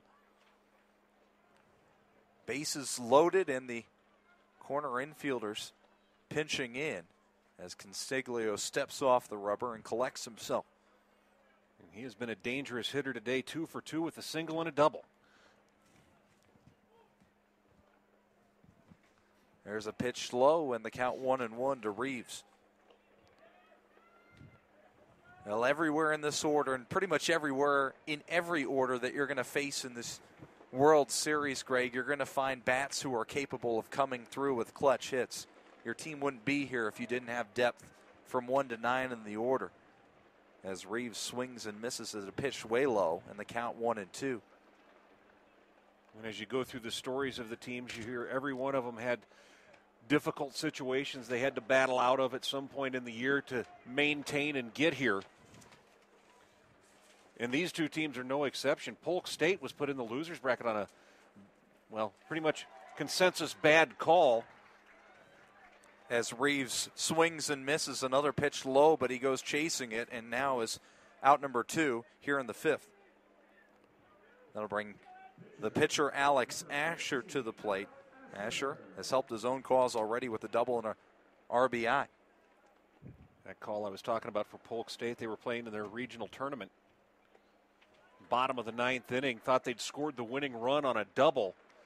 And as the runner came across, the first baseman for the opposing team said he didn't touch home plate. The home plate umpire ruled that he hadn't, went to extra innings. They wound up losing. That put him in the loser's bracket. This one's lifted into center field. Evan good charge is Papa, and he's not going to get there. It drops in front of him, then bounces over him. 1 run will score. A second will be waved in, and now a third. And Polk State will get 3 runs on a 3 RBI double from the pitcher Alex Asher, and now lead 9-1 here in the bottom of the 5th. They'll rule that one a double. It dropped down right in front of Papin and then bounced over him while he was sliding to try to make the play. And in doing so, it'll be Asher who is able to scamper into second. It clears the bases. And all of a sudden, Polk State is in charge in a big way here in their half of the 5th inning. There's a liner into right field, and making a diving play out in right is Dylan Ness to rob Ryan Newth of a base hit. Fine play from Ness ends the inning, but it's a big inning nonetheless for Polk State. They push across 3 more and build their lead to 8. On the Valvoline Express Care scoreboard, it's 9-1. Polk State out in front of Western Nevada. This is the NJCAA Division I World Series presented by Alpine Bank on the team and NJCAA TV, powered by iHigh. With over 525 member colleges and 48 national championship events in 28 different sports, the National Junior College Athletic Association provides you the opportunity for success on the field, diamond, court, and in the classroom. The NJCAA. Opportunities start here. For more information, visit www.njcaa.org.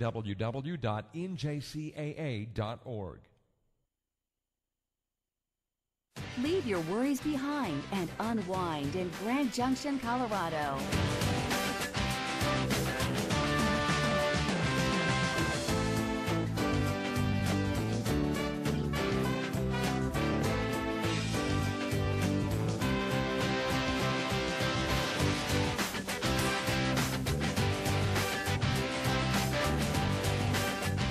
Your Grand Junction, Colorado adventure awaits you.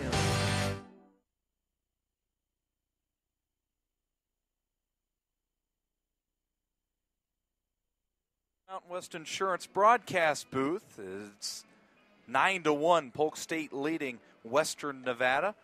Ben Bradley along with Greg Wenzel, and for the 6th inning, back with the play-by-play, it's Greg Wenzel. Thank you, Ben. And Alec Asher, really the only mar on his record is the home run he gave up back in the 2nd. Now his team staked him to a 9-1 lead.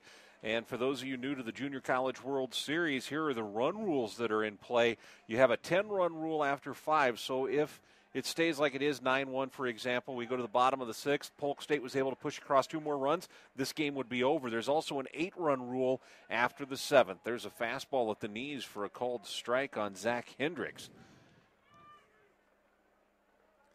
So what you're telling me, Greg, is that Western Nevada needs to score some runs. Yes, they do if they want to keep this game alive. That one misses low, and the count evens up at 1-1. Zach Hendricks at the plate has walked twice in this ball game.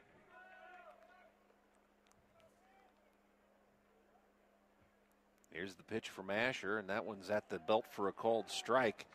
1-2 the count.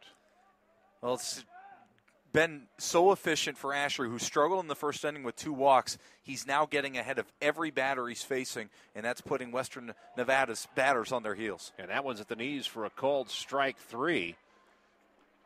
Hendricks doesn't like it, turns around, has something to say to the home plate umpire, but it doesn't matter. You're not going to change his mind.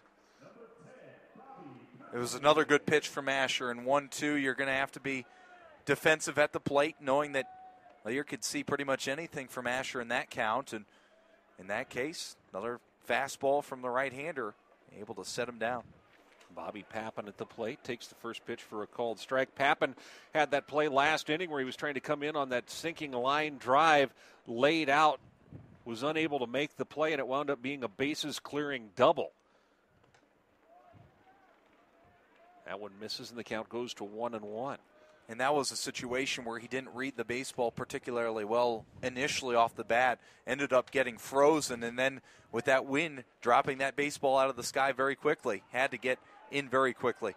This ball is skied in the air in shallow right field. Going back on it is the second baseman, Connor Zerba, and now he has to scramble back towards second base to make the catch, and that's the first time we've really seen the wind have a big impact because Zerba started back on the ball and then had to come forward 10 or 15 yards to make the catch. think I said a jinx a couple of frames ago, Greg, when talking about the fact that the outfielders had done a particularly good job in the first 2.5 games of this World Series reading the baseball with these wins. But, boy, we've seen some adventures, a couple of drop pops, and that time Zerba doing an excellent job tracking that one down. Had to charge about 20 feet in the last half a second to try to make the stab and make the play. Here's Dylan Ness. He's got one of the 3 hits. That was a home run for Western Nevada. Just 3 hits for them on the Barnes Electric Hit Parade. Polk State, Florida with 8. Polk State leading at 9-1 here in the top half of the 6th inning. Here's the 1-0 offering. Misses low, and the count goes to 2-0 on Dylan Ness. One of the more popular items at this World Series event every year is the trading cards, and you can get your NJCAA JUCO World Series trading cards down at the Team 1340 tent located at the south side of the stadium. You can get your cards for your favorite JUCO teams as well as your favorite JUCO announcers. Jim Davis, Curtis Beetleman, Caleb Burgraff, and even you, Greg. I have the strangest feeling my mother's going to wind up with about 300 of them for Christmas. That one is fouled off. Because everybody's going to be running down to buy Curtis Beetleman and Jim Davis cards, not mine. There'll be probably an ample supply left over. Hopefully not, but there could very well be. But anyway, get by and pick those up. And more importantly, get guys like Alec Asher. Some of these guys that are going to go on and do other things. There's a fastball that just missed, and the count is 3-2 on Dylan Ness. That was one that Alec Asher really wanted. That's a good pitch. Another great pitch. And when you're missing your spots but still hitting your spots, you know you're having yourself a pretty good day. Here's the 3-2. Ness fouls that one off, and he'll see another one. Add on top of that the fact that you've got 5 RBIs for yourself, and you're going to have a pretty good sleep tonight, assuming your team's able to hold on to this 8-run lead. Would you say that if he holds on, that Alec Asher would be our Big O Tires big player of the game? He'd have to be the house favorite right now. Here's the 3-2 pitch. Waved at and missed, and Western Nevada goes 3 up, 3 down here in the 6th inning, and they've got to try and keep Florida at bay here in the as they go to the bottom of the 6th. It's 9-1. Polk State, Florida leading Western Nevada on the Valvoline Express Care scoreboard. This is the NJCAA Division I World Series presented by Alpine Bank on the team and NJCAA TV, powered by iHigh.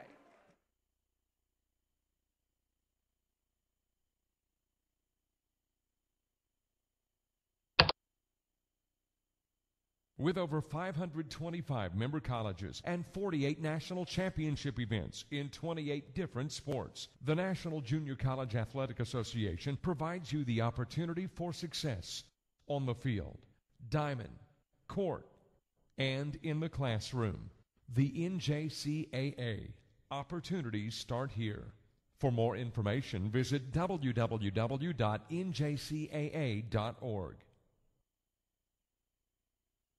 Leave your worries behind and unwind in Grand Junction, Colorado.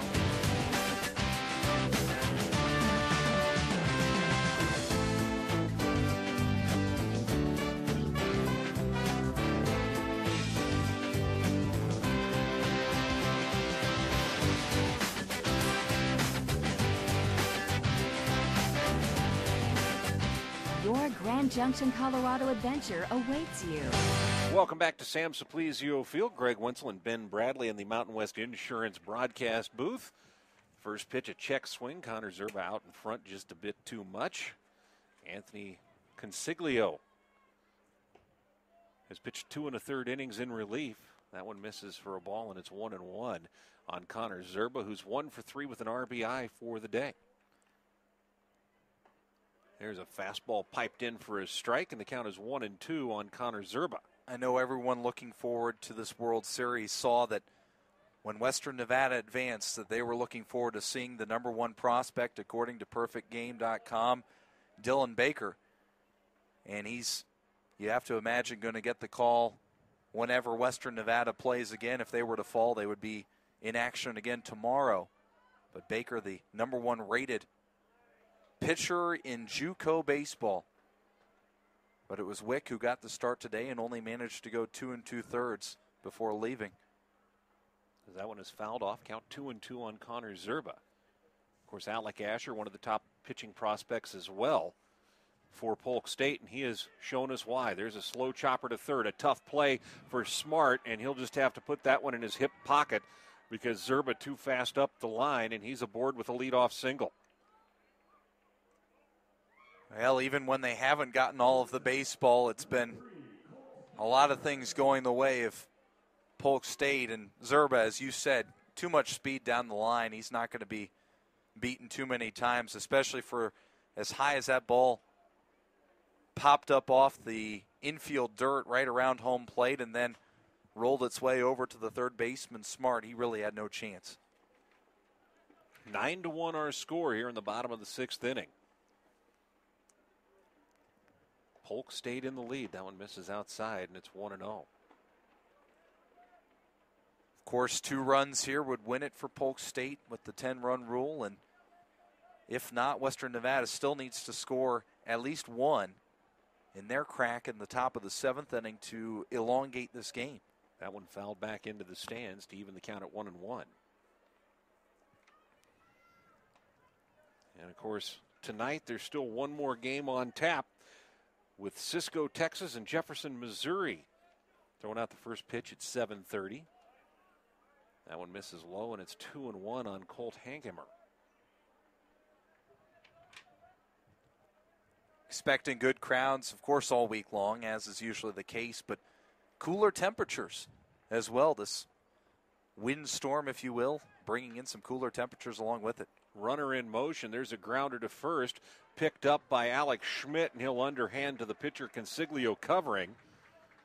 Zerba was off with the crack of the bat, and he gets into second base easily on the slow roller to first base.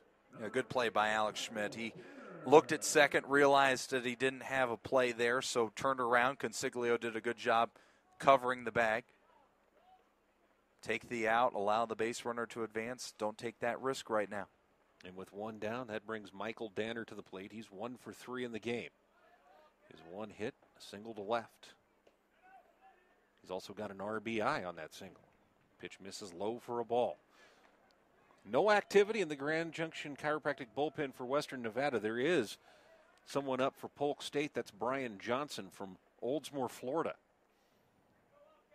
Right-handed pitcher down the line, just in case Asher gets himself in trouble next inning, I would assume. Pitch misses low for a ball, and it's 2-0. And, of course, that pitch count for Asher staying low enough, Greg, that you could consider a shorter turnaround time if Polk State were to win in advance. They'll turn and bluff the runner Zerba back at second base. And on top of that, they get the extra day off. The winner doesn't play tomorrow. They'd play in the winner's bracket on Monday. There's a grounder up the first base line, and that one's picked up by the first base coach and flipped back out to the pitcher. A lot of things that you get as the benefit of being the victor in that opening round game. I have seen over the years, though, sometimes a team in the loser's bracket gets on a roll, and next thing you know, it's Thursday and they're playing hot. Advance on, so you never know what happens. There's a pick to second base, and that one's into center field, and that'll allow Zerba to scamper down to third. And now it's bobbled out there by Bobby Pappin, but they'll hold Zerba at third base. Now that time, just a tough throw by the pitcher. He ended up spinning around, and they actually had the runner, Zerba, well off the bag. Might have had a chance for a play on him, but unfortunately the throw was not only behind him, but well off the mark. Check swing. See, held up in time. It's 3-1 on the left-handed hitting Michael Danner. Now they're going to bring the infield in here to, in an 8-run game, try to keep it an 8-run game, given that run rule situation.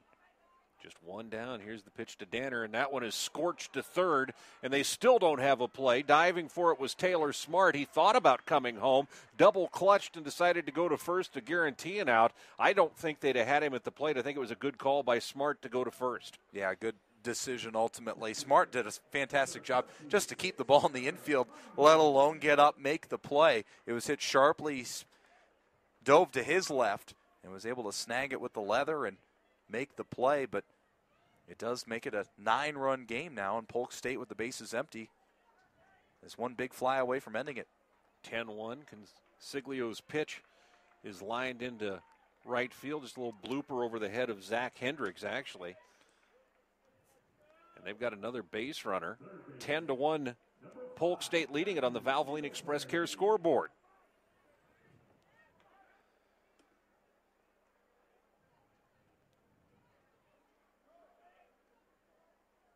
Nice to get all things firing on the same day, right out of the gate. And there is no doubt that you can come out of the loser's bracket and make a run at it.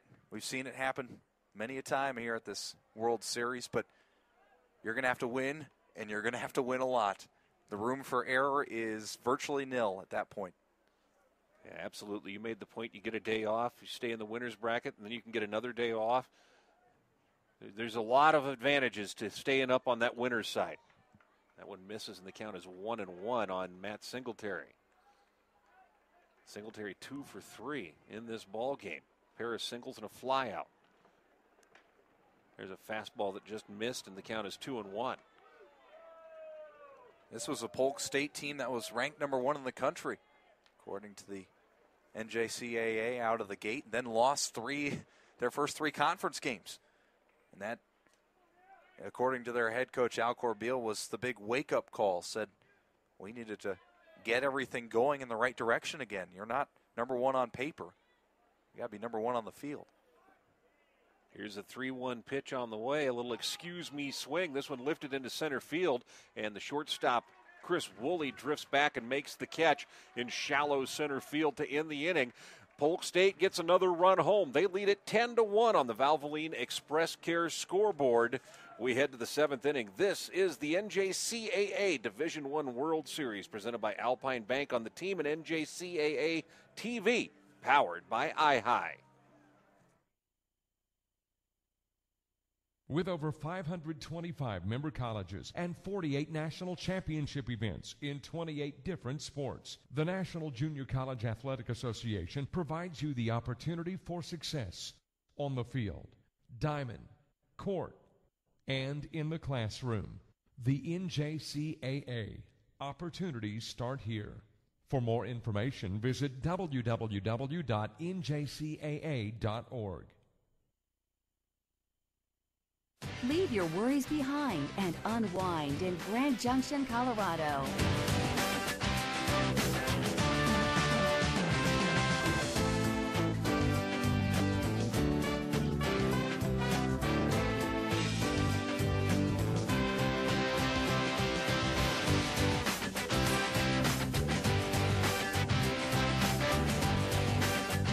Your Grand Junction, Colorado adventure awaits you.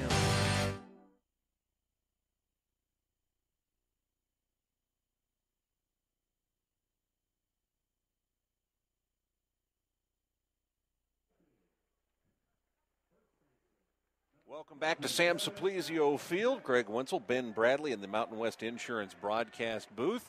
And Western Nevada's got their work cut out for them. And they've got to try and come up with a couple of runs to keep this game alive. They are in danger of falling on the 8-run rule here in the 7th inning as the first pitch misses for a ball to Alex Schmidt. The Whitewater Building Materials Who's on Deck? It's Alex Schmidt, Neil Lawhorn due up next, and Taylor Smart in the hole. That one's in for a strike, and the count is 1-1 on Alex Schmidt. He's 1 for 2. He's singled and grounded out. And the wind has just decided to gust as we've started off this half of the inning. Look down the third baseline. The fans all holding their hats on so that they don't blow over the back of the stands and out onto North Avenue. Here's the 1-1 pitch. That one's inside for a ball, and it's 2-1 on Alex Schmidt. Well, here in the 7th inning, it is time for our 7th inning stretch. Which? Be the 7th texter to text which to 96893 and win 2 free regular Whiches. Chips and a drink from Which. There's a grounder up the first base line just inside fair territory. Holden Reeves comes over and grabs it, steps on the bag himself, and there's one away. Again, 96893, 7th texter to Text which located at 1125 Patterson Road here in Grand Junction. Neil Lawhorn will stand in. He struck out twice. And I got to guess we've got a pinch hitter, actually. That does not look like Neil Lawhorn. Looks like Cole Ferguson, the 6', 230-pound freshman from Salem, Oregon.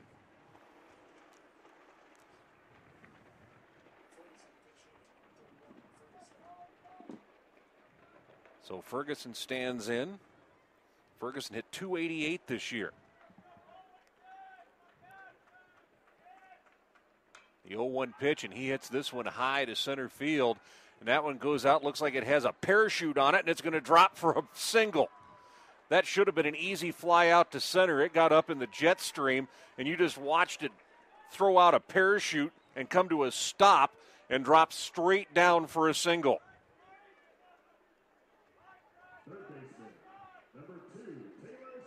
It's like watching a pitching wedge just angle its way up and then drop softly. There's no way you can try to read that as a center fielder, and it's almost unfair. Newth was standing up straight, didn't know how to handle it, then started charging in, and then before you know it, he's in a full sprint, and still the ball drops 25 feet in front of him.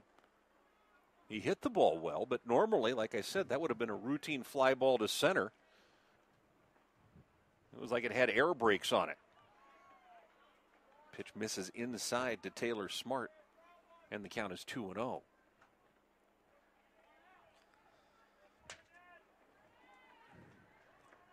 Ferguson takes his lead off first. Fastball misses high, and it's 3-0. Western Nevada needs to come up with a pair of runs in this inning to keep it alive or fall via the 8-run rule. There's a fastball that's across for a called strike.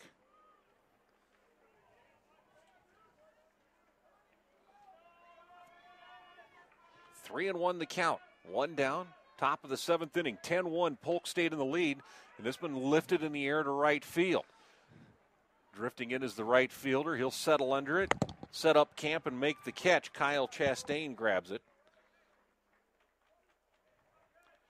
And there are two away in the seventh inning.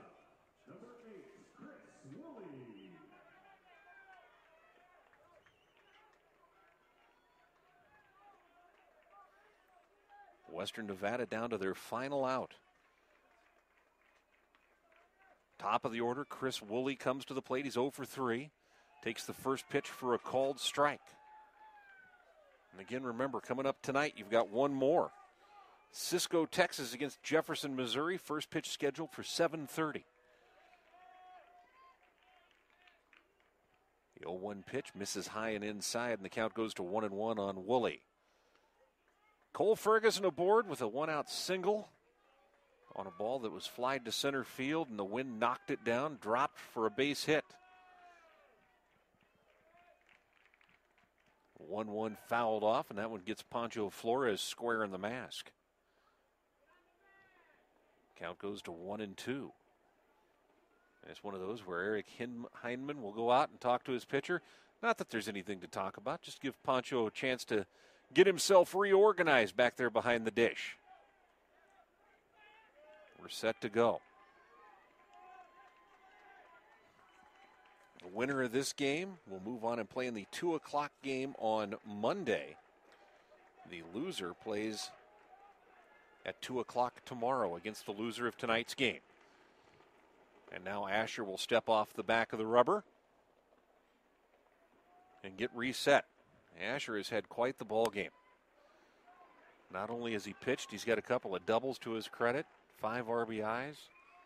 Here's the 1-2. This one is lined to left, and Western Nevada will find a little bit of life and see if they can keep things alive on a base hit to left field from Chris Woolley.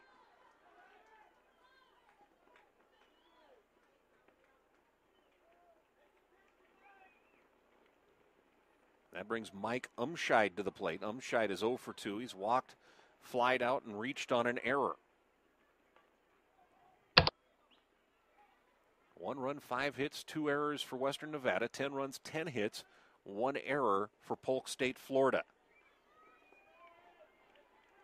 Alec Asher has gone the distance on the hill for the Eagles. Working out of the stretch with runners on first and second. This ball grounded to the right side, and that should do it. Holden Reeves grabs it, holds up his right hand, says, "I'll take it myself." He steps on the bag, and that ends the ball game.